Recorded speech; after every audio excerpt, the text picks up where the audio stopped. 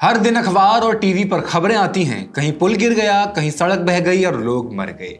जिस गुजरात मॉडल के नाम पर पूरे देश में मोदी जी के द्वारा वोट मांगे गए, जिस गुजरात मॉडल को आदर्श बताकर पेश किया गया, आज वही मॉडल मुंह के बल जमीन पर पड़ा है। गुजरात में पुल टूटकर नदी में गिरा और साथ में कई गाड़ियां एक के बाद एक पानी में समा गई। 14 लोगों की मौत की खबर आई। लोग चीखते चिल्लाते रहे, मदद के लिए गुहार लगाते रहे और मर गए। ये घटना सीधा सीधा भ्रष्टाचार का मामला है और दूसरा कुछ नहीं। लेकिन क्या ठेकेदार को सजा हुई या ठेकेदार को ठेका देने वाले नेता के घर पर बुलडोजर चलाया गया? नहीं। महाराष्ट्र में डबल इंजन की सरकार है, लेकिन यहां बच्चे स्कूल कैसे जाते हैं आपने देखा है? देखिए, ये हाल किया है तुम्हारे नेताओं ने तुम्हारे समाज का। महाराष्ट्र की सड़कें देखिए। महाराष्ट्र में सड़क की जांच करने जब इंजीनियर्स पहुंचे तो उनको भागना पड़ गया। कारण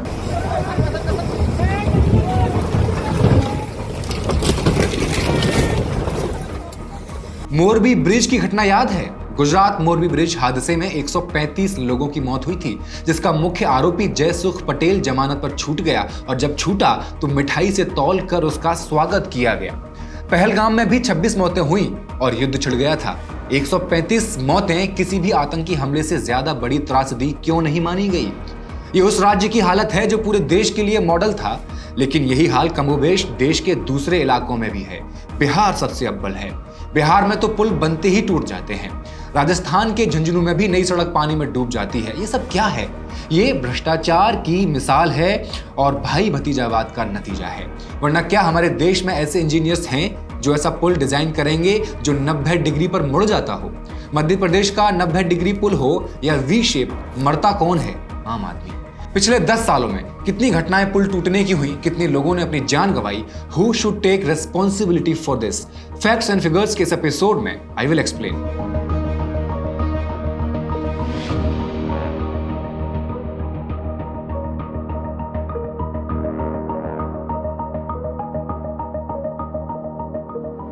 नमस्कार, मेरा नाम हेमंत और आप मॉलिटिक्स देख रहे हैं। एक आम आदमी की जिंदगी कितनी सस्ती हो सकती है, इसकी व्याख्या भारत के राजनेताओं और घूसखोर अफसरों से अच्छी कोई नहीं कर सकता। आप जमीन पर चल रहे हैं और जमीन फट जाती है, मौत हो जाती है। यह सड़क मध्य प्रदेश की है और 1100 करोड़ की लागत से बनी बताई जा रही है। अब यह सड़क मुंह फाड़े पड़ा है, ठीक उसी तरह जिस तरह नेता भ्रष्टाचार के वक्त मुंह खोल देते होंगे। वक्त बेवक्त पुल टूटकर ढह जाते हैं और मौत हो जाती है। सड़क या पुल की लागत में लगने वाला पैसा किसका है? हमारा और आपका, यानी टैक्स पेयर्स का। पुल बनाया सरकार ने और घूस खाई सरकार ने और सरकार के किसी पहचान वाले ठेकेदार ने। फाइल पास की किसी सरकार के करीबी अफसर ने। लागत का एक बड़ा हिस्सा बचाकर हवेली और बड़ी बड़ी कार खरीदी किसने? सरकार के करीबी ठेकेदार और अफसरों ने। खराब मटेरियल से बना पुल जब टूटा तो दबकर मरा कौन? आप और हम, जिन्होंने इसे बनवाने के लिए टैक्स पे किया था। वडोदरा में पुल टूटने के बाद एक दिल दहला देने वाला वीडियो आया है। एक मां डूब रही है, रो रही है, मदद की भीख मांग रही है। उसका बेटा भी वहीं है और पति भी। वो चाहकर भी उस महिला की मदद नहीं कर पा रहे हैं।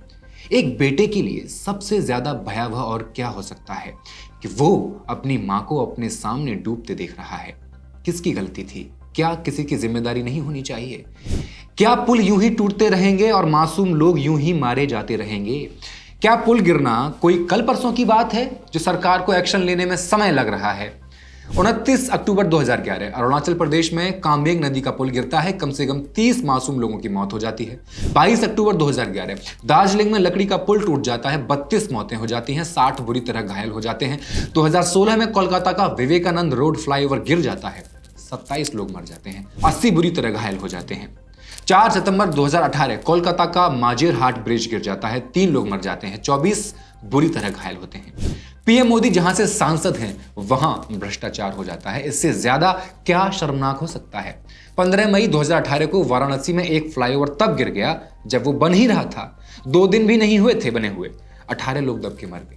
14 मार्च 2019 को मुंबई का CSMT फुट ओवर ब्रिज गिरा, 6 मौतें हुई, 30 घायल हुए। 30 अक्टूबर 2022 गुजरात के मोरबी में सस्पेंशन ब्रिज गिरता है, 135 लोग मरते हैं। 135 लोग मरने का मतलब ये किसी आतंकी हमले से कम नहीं था। 15 जून 2025 को पुणे में कुंठ माला पुल ढह गया, 4 मौतें हो गई, 50 से ज्यादा घायल हो गए। अगस्त 2023 मिजोरम में रेलवे ब्रिज गिरता है, 26 मजदूरों की मौत हो जाती है। सबसे ज्यादा अग्रणी लेकिन इनमें बिहार और गुजरात हैं। 40 साल पुराना गंभीरा ब्रिज जो कभी सौराष्ट्र और साउथ गुजरात के बीच ट्रांसपोर्ट की लाइफलाइन हुआ करता था, अब मौत का जाल बन गया। यह ब्रिज सुसाइड पॉइंट के नाम से भी जाना जाता था। 9 जुलाई सुबह ब्रिज बीच में से टूटकर भर कर पानी में गिर गया। अब तक कम से कम 14 लोगों की मौत की पुष्टि हो चुकी है। गुजरात के वडोदरा जिले के पाडरा में बना ये ब्रिज 1986 में तैयार हुआ था। इसे UP state bridge construction company ने बनवाया था और उस समय इसकी लागत थी 3.43 करोड़ रुपए, 3,43,00,000। 15 मई 2018 को एक ब्रिज और गिरा था वाराणसी में। प्रधानमंत्री नरेंद्र मोदी के संसदीय क्षेत्र में इस हादसे में 18 लोगों की मौत हुई थी। क्या यह महज इत्तेफाक है कि यह ब्रिज भी सेम वही कंपनी बना रही थी, UP state bridge construction corporation, UPSBC. Gujarat का विकास मॉडल अब मौत का मॉडल बन चुका है। गंभीरा नदी का पुल जब टूटा तो स्थानीय लोगों ने गुस्सा दिखाया और कहा कि बार बार हमने इस जर्जर पुल की शिकायत की थी, लेकिन प्रशासन ने एक नहीं सुनी। इतने बड़े बड़े हादसे हुए लेकिन सुनवाई नहीं हो सकी। 20 अक्टूबर 2022 को मोरबी में मच्छू नदी पर 143 साल पुराना सस्पेंशन ब्रिज ढह गया। इसमें 141 लोग मारे गए, 180 घायल हुए। क्या 141 जिंदगियां मायने नहीं रखती हैं? आज तक की एसआईटी रिपोर्ट बताती है कि पुल टूटने की वजह थी जंग खाई केबल्स, टूटे एंकर्स और ढीले बोल्ट। इस पुल की मरम्मत का जिम्मा था उरेवा ग्रुप पर। मोरबी नगर पालिका ने बिना मंजूरी के ठेका दिया। मरम्मत हुई भी, उसके बाद बिना फिटनेस सर्टिफिकेट मिले ही पुल खोल दिया गया। जब पुल टूटा तब 300 लोग उस समय पुल पर थे, जबकि इसकी क्षमता सिर्फ 125 की थी। नतीजा 141 लोग मारे गए। फिर क्या हुआ? फिर वही हुआ जो होते आया है, जो रीत है। सरकार ने मृतकों को 4-4 लाख की बड़ी रकम दी थी। इतनी बड़ी रकम से तो दुनिया जहां की खुशियां खरीदी जा सकती हैं। नहीं, बिहार की हालत ऐसी है कि लगता है वहां पुल बनाना नहीं, गिराना ही मकसद है। शराब बिहार में बंद है, लेकिन लगता है कंज्यूम वही सबसे ज्यादा कर रहे हैं। 2024 में सिर्फ 17 दिनों में 18 जून से 4 जुलाई तक 12 पुल धराशायी हो गए। अररिया, सिवान, मधुबनी, किशनगंज और सारण में भी। इनमें से कुछ पुल ऐसे थे जो बनकर तैयार भी नहीं हुए थे पूरी तरह। सिवान में 22 जून 2024 को गंडक नदी पर 2004 में 22 लाख रुपए की लागत से बना 20 साल पुराना पुल ढह गया, लेकिन मेंटेनेंस के नाम पर कुछ नहीं हुआ। नीतीश कुमार ने 2024 में पुराने पुलों की जांच का आदेश दिया था, लेकिन सहरसा में 25 जून 2025 को 20 से 25 साल पुराना एक और पुल ओवरलोड ट्रैक्टर के कारण ध्वस्त हो गया। क्यों? बीबीसी और आज तक की रिपोर्ट बताती हैं कि घटिया मटेरियल, भ्रष्ट ठेकेदार और अफसरों की मिली भगत ने इन पुलों की नींव खोखली कर दी। तेजस्वी यादव ने तंज कसा। प्रधानमंत्री नरेंद्र मोदी और नीतीश कुमार की डबल इंजन सरकार में भ्रष्टाचार को शिष्टाचार कहा जा रहा है। सुप्रीम कोर्ट ने भी 2024 में इन हादसों पर नीतीश सरकार और केंद्र से जवाब मांगा, लेकिन जवाबदेही कहां है? आपका टैक्स जो स्कूल, अस्पताल और सड़कों के लिए है, ठेकेदारों और नेताओं की जेब में जा रहा है। सबसे ज्यादा मामले गुजरात और बिहार से बेशक हो सकते हैं, लेकिन फहरिस्त काफी लंबी है। राजस्थान के झुंझुनू में 9 जुलाई 2025 को उदयपुर वाटी के बाघुली में एक नया बना हुआ हाईवे बारिश में बह गया। करोड़ों की लागत से बने इस हाईवे में ठेकेदारों ने सीमेंट की जगह रेत भरी और नेताओं की जेबें गर्म की। डबल इंजन सरकार का दावा है कि विकास हो रहा है, लेकिन ये विकास सिर्फ नेताओं के बैंक खातों में दिख रहा होगा। 2016 में आई एक फिल्म मदारी तो आपने देखी होगी। ये बेशक फिल्म है, लेकिन कोई भी फिल्म हवा में नहीं बनती। उसकी कहानी, उसके पात्र समाज में ही गढ़े जाते हैं। ये फिल्म आईना है भारतीय राजनीति का। सच बहुत डरावना है, लेकिन छुप नहीं सकता। वो चीखता है, ये सिस्टम जनता का खून चूसता है और हम चुपचाप मरते रहें। एक और तीखा डायलॉग है, पुल गिरे, सड़कें बहें, लेकिन नेता की कुर्सी सुरक्षित रहे। यह है हमारा इंसाफ। आखिर में भ्रष्टाचार का सच सबके सामने आता है। ठेकेदारों की लूट, अफसरों की साजिश और नेताओं की मिली भगत। बिहार में दर्जनों, मोरबी में 141 और वडोदरा में 12 से 14 जिंदगियां भ्रष्टाचार की भेंट चढ़ गईं। लेकिन जिम्मेदार कौन? ठेकेदार, अफसर या नेता? कोई नहीं, क्योंकि सिस्टम ही सड़ा हुआ है।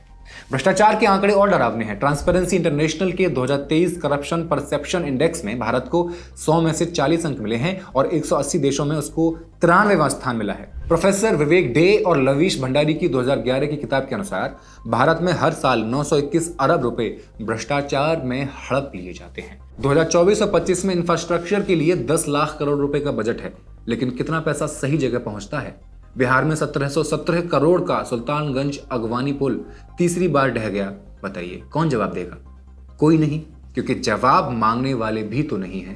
मीडिया भी तो बिक चुका है। गुजरात मॉडल, जिसे विकास का तमगा देकर पूरे देश को बेवकूफ बनाया गया, आज खोखला साबित हो चुका है। नरेंद्र मोदी ने 2001 से 2014 तक गुजरात के मुख्यमंत्री रहते हुए वाइब्रेंट गुजरात का नारा दिया, लेकिन मोरबी की 141 मौतें सच क्या है वो बयां कर रही हैं। न्यूज क्लिक की रिपोर्ट बताती है कि 2005 में गुजरात स्टेट पेट्रोलियम कॉर्पोरेशन ने 20 ट्रिलियन क्यूबिक फीट गैस का दावा किया, लेकिन एक दशक बाद ये 20,000 करोड़ के कर्ज में डूब गया और गैस की मात्रा नगण्य थी। ये पैसा कहां गया, कौन खा गया? नीतीश कुमार, जो 2005 से सत्ता में हैं, स्वशासन बाबू कहलाते हैं, लेकिन द हिंदू की रिपोर्ट के अनुसार 24 जनवरी 2025 को बेतिया के जिला शिक्षा अधिकारी रजनीकांत प्रवीण के घर लाखों रुपए नकद बरामद किए जाते हैं। 1710 करोड़ का सुल्तानगंज अगवानी पुल 3 बार ढह जाता है। क्या बिहार की जनता सिर्फ वोट बैंक है, जिसे हर बार झूठे वादों से ठगा जाता है? बिहार में पी में जी में मृत लोगों को भुगतान और गलत खातों में पैसे भेजे गए। गुजरात में जीएसपीसी को ओएनजीसी को घाटे में बेच दिया गया। सबसे शर्मनाक है ऑपरेशन लोटस, जिसके जरिए भ्रष्टाचार को ढकने की कोशिश हो रही है। द इंडियन एक्सप्रेस की रिपोर्ट के अनुसार 2014 से 24 तक 25 विपक्षी नेता, जिन पर सीबीआई और ईडी के भ्रष्टाचार के मामले थे, बीजेपी में शामिल हुए और 23 को राहत दे दी गई। ये क्या है? भ्रष्टाचारियों की भर्ती का मेगा ड्राइव है। द हिंदू में 27 अप्रैल 2024 को कांग्रेस ने इसे बीजेपी की वॉशिंग मशीन करार दिया। गोवा में एक पूर्व मुख्यमंत्री पर 70 करोड़ की रिश्वत का आरोप था, लेकिन बीजेपी में शामिल होने के बाद केस ठंडे बस्ते में चला गया। बिहार में नीतीश कुमार ने 2024 में फिर बीजेपी का दामन थामा और भ्रष्टाचार के खिलाफ उनकी आवाज खामोश हो गई। ऑपरेशन लोटस के नाम पर सत्ता की खरीद फरोख्त और भ्रष्टाचार को वैधता दी जा रही है। ये लोकतंत्र नहीं, लूट तंत्र है। जवाबदेही कब होगी? गुजरात मॉडल के झूठे नारे, बिहार के नेताओं की लूट, डबल इंजन की चोरी और ऑपरेशन लोटस की साजिश, ये सब बस एक जरिया है भ्रष्टाचार करने का। बिहार में चुनाव है, आप अपने नेताओं से सवाल जरूर पूछिए। धन्यवाद।